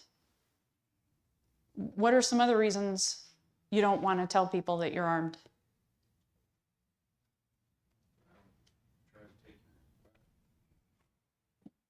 Which Yes. people? People that are potential adversaries or people Well, with and of whom course, you are? both. So yeah, we do talk about we don't tell our friends. You go out to dinner with friends. We don't say, okay, well, if anything happens tonight, I'm carrying. So just so you know, your friends either, if they're good enough friends, they know that you carry. If they're not, they don't know, and they don't need to know until they see muzzle flash or they see you draw. Right? They may give you up. Yes. I think That's happened to us before. That's happened to other officers that I know. Be in a situation, something started to happen, and everybody looks at you like, well, aren't you going to do something? And the suspect's going to see that. And in a panic, I mean, they're scared. Even though they say, well, I won't say anything, don't worry. Well, now something's happening and they panic and they forget that they told you that. And now they're wondering why you're not drawing yet.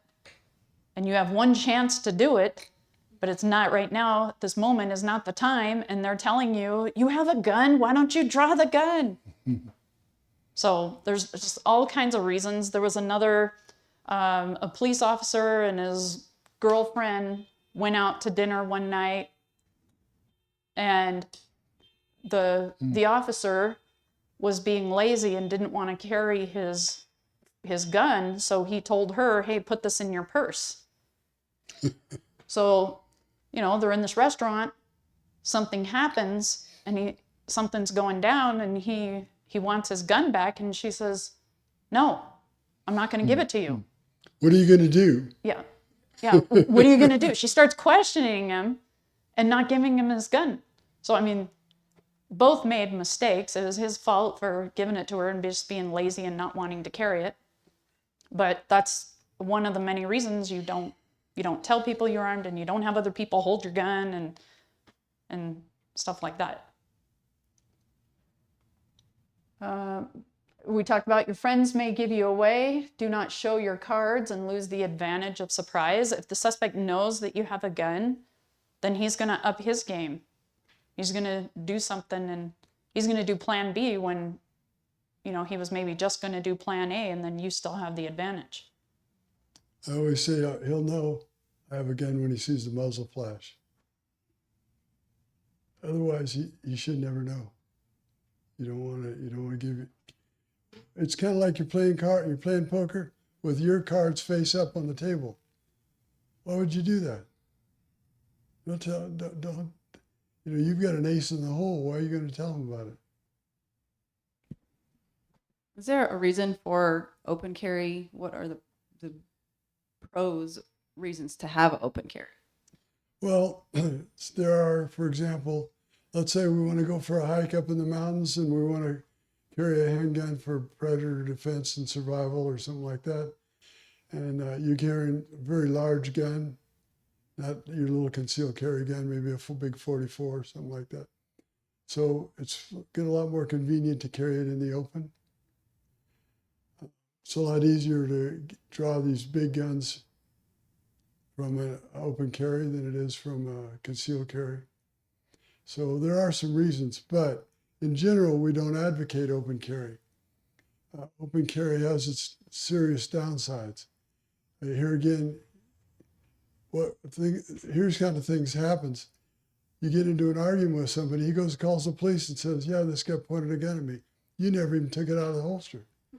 So the police come, he makes his complaint, you've got the gun, evidence of the crime. It's been described, you're already trying to dig yourself out of this. So just better to keep it concealed and not let people know and let them be surprised.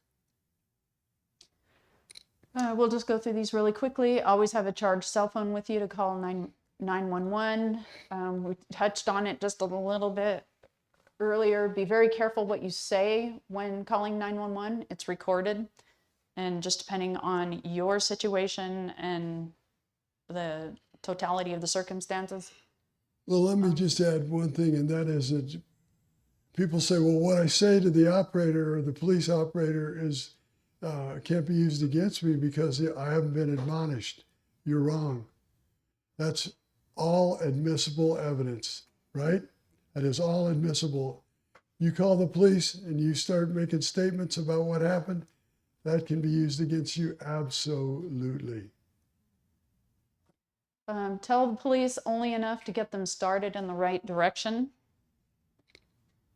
And then just there's some examples. A man tried to kill me and I was forced to defend myself. Send the police and the ambulance. If asked about the details of the shooting itself, I will make a complete statement and cooperate fully when my attorney is present. And Stacy, it might be worth clarifying the one statement. When you call and ask for police and an ambulance, you do want to request the ambulance. That kind of demonstrates good faith that you're not intending to kill them. You want medical services to be provided. It just kind of demonstrates some goodwill, I guess you could say. It'll suggest to the jury that your motive wasn't, remember? Because you're not allowed to intend to kill them. You intend to stop them. So that requesting the ambulance is helpful. yes. To show that you're not operating in this region where it's all about killing this guy. Could you go? Oh, What?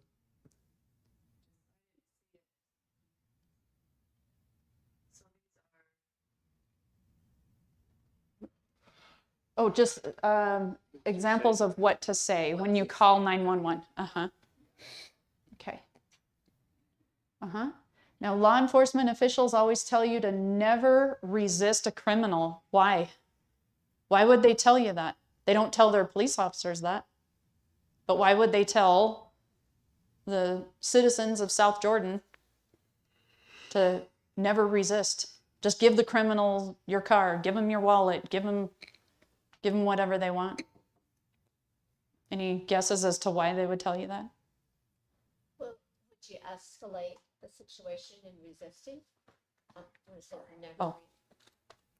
Would you escalate the situation in, maybe I'm not sure about this question, I mean, this statement.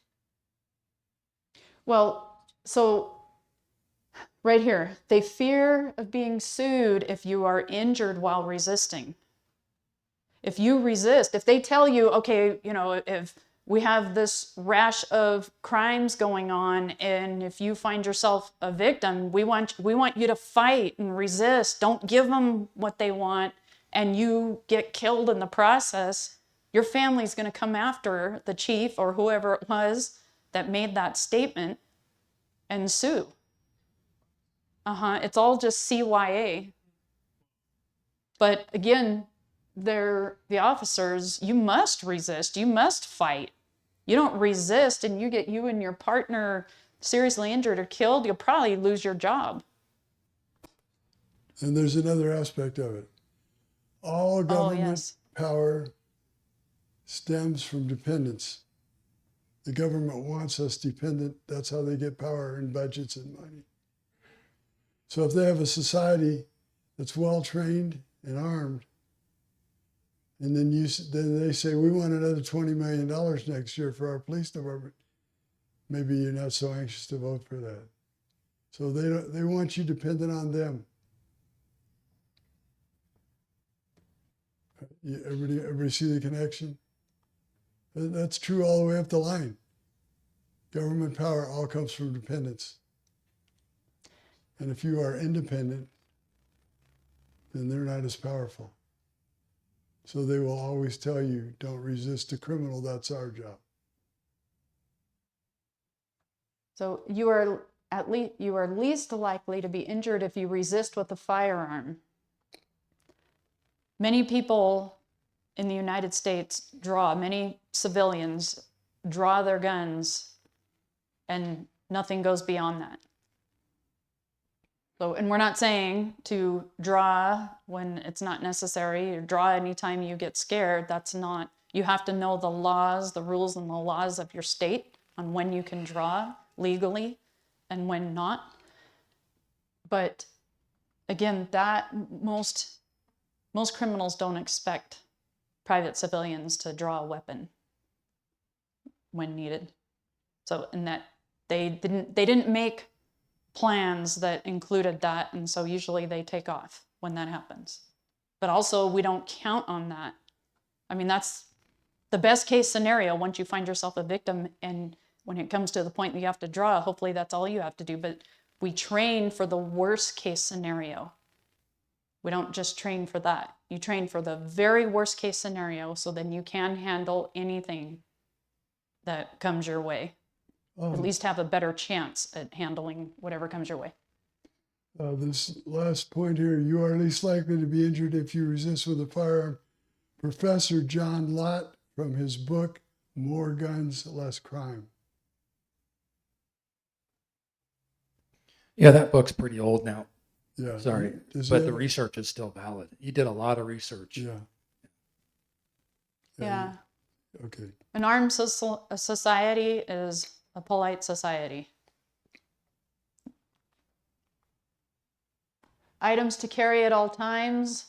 Oops. Uh-oh. A gun, extra ammunition, consider a second gun, a cell phone, OC spray, a pocket knife, a small flashlight, and your CAP if you have one. OC, just tell people what OC is. Yeah, I forget, it's like pepper spray. Oleoresin capsaicin. Yeah, I always forget that word. Yeah, you guys got the spelling of that?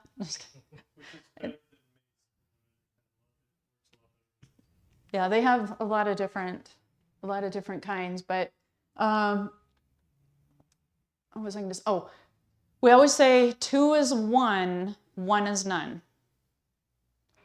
So for most things, if you have 2, things break. And if you have 2, you still have 1. You always have 1 if you have 2. Does that make sense?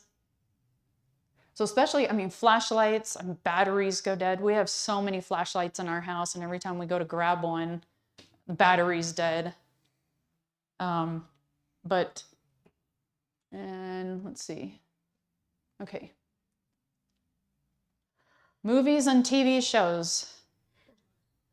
Mindset. That will help with your mindset.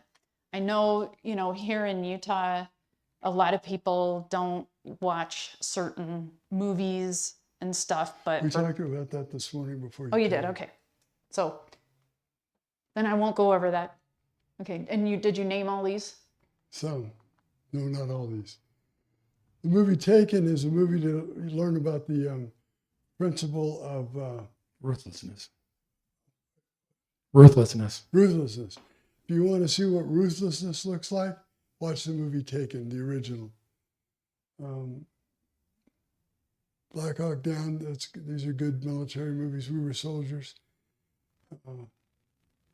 Again, what we're suggesting is movies that have some violence. You put yourself in the character's place, and every time the character is faced with a decision, you say, what would I do?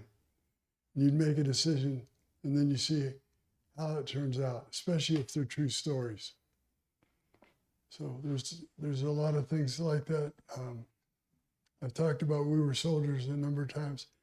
It was by far the best movie that was made about the Vietnam War. It was historically very accurate. It comes right from the book. The book's called We Were Soldiers Once and Young, and it was a very successful book. It was written by Joe Galloway and Colonel, I forget the colonel's name. Anyway. Any questions? Hal Moore. Moore, yeah, Colonel Moore. Yeah, he was the colonel that ran the Battle of Ia Drang for the battle that's depicted in that movie. Okay, some of you are still writing down. Before we get into the next topic, any questions about what we discussed since lunch? Let me say in support, what's the best way to win a fight? Avoid it. We have just given you dozens of ways to avoid a fight. If you take these things to heart and work them into your lifestyle, you are very likely going to get through this world without having to fight. There's a lot of really good stuff in there.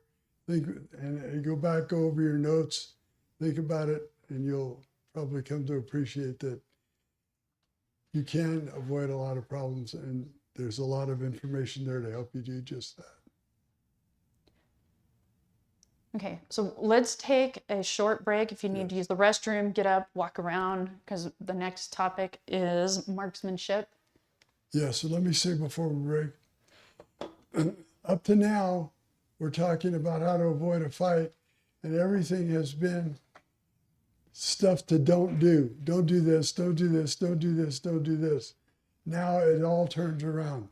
Now we're going to go into marksmanship, and it's going to be, we want you to do this, we want you to do this, we want you to do this. So it's going to have a whole different flavor to it.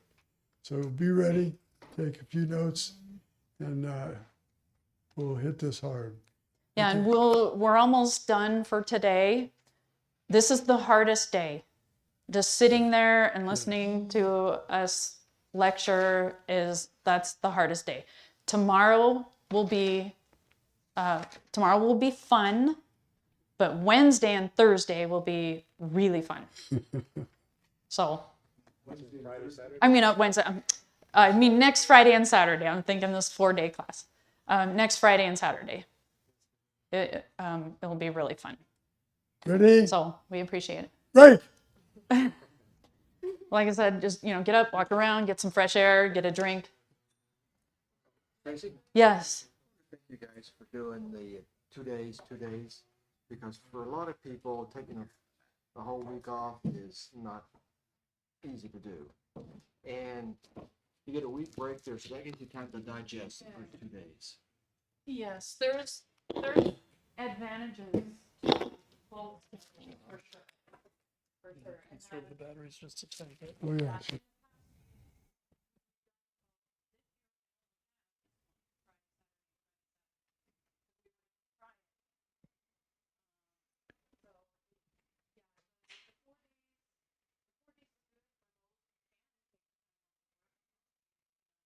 Or for people who travel here as well.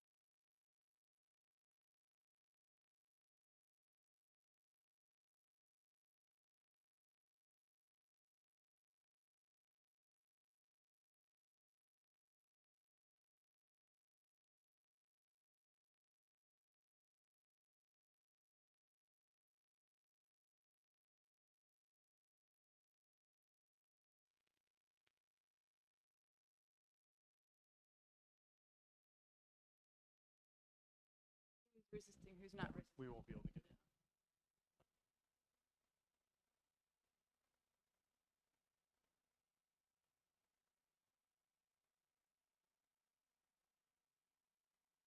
I didn't.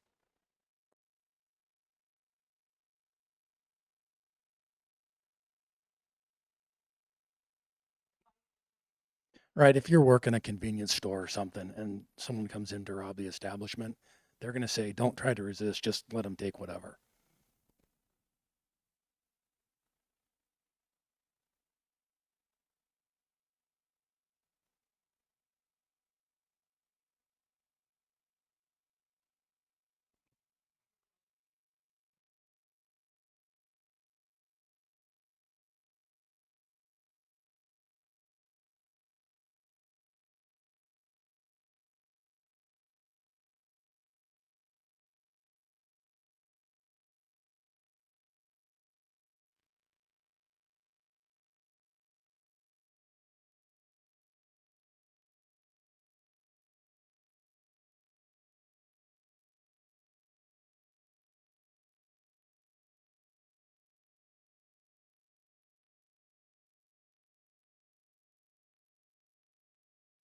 Some underwriter has determined that the higher probability of being sued would occur if you followed advice to resist and then you got injured, which is funny because those same underwriters, they seem, in my opinion, to ignore the possibility of you being